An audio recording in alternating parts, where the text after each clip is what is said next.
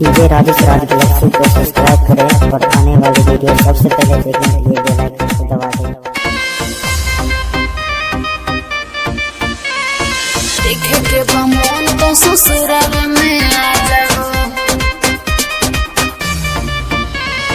देखे के बमोन तो ससुराल में आ जाओ।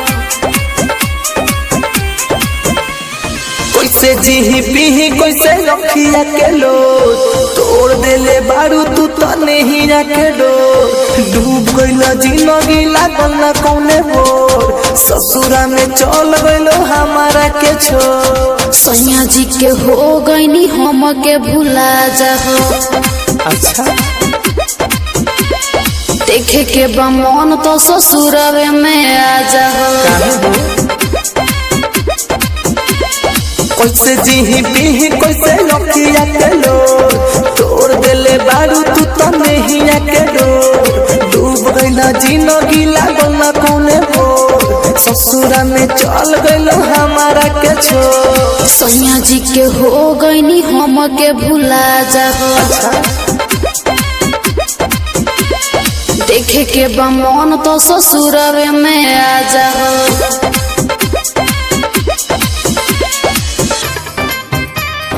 देखे के बमोन तो ससुराल में आ जाओ। Music by AB Gupta. देखे के बमोन तो ससुराल में आ जाओ। पड़ गइल दूरी मजबूरी रहे हो, शादी हमार कोई जरूरी रहे हो।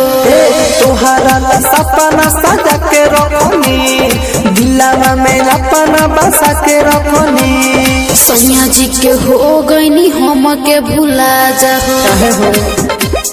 बोला ना देखे के बमोन तो ससुराल में आ जाओ। काहे हो बढ़ गइल दूरी मजबूरी रहे हो, शादी हमार कोई जरूरी रहे हो। डूब गइला जिंदगी लागल ना कौने बोर ससुरा में चल गइलो हमारा के छोड़। सैया जी के हो गईनी हम के भुला जाओ। कैसे देखे के बमोन तो ससुराल में आ जाओ।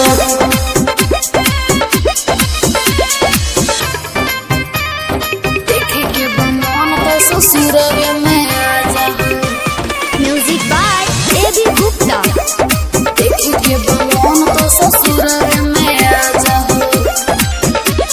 भले पराकाश के न पास बानी हो, घायल मेरा तुम जे तोहर खास बानी हो।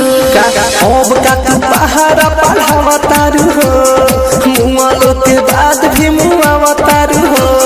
सैया जी के हो गईनी हम के भुला जाओ। देखे के बमोन तो ससुराल में आ जाओ। बढ़ गइल दूरी मजबूरी रहे हो, शादी हमार कोई जरूरी रहे हो।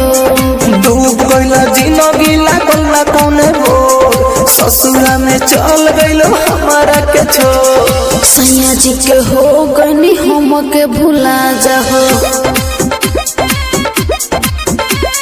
देखे के बमोन तो ससुराल में आ जाओ।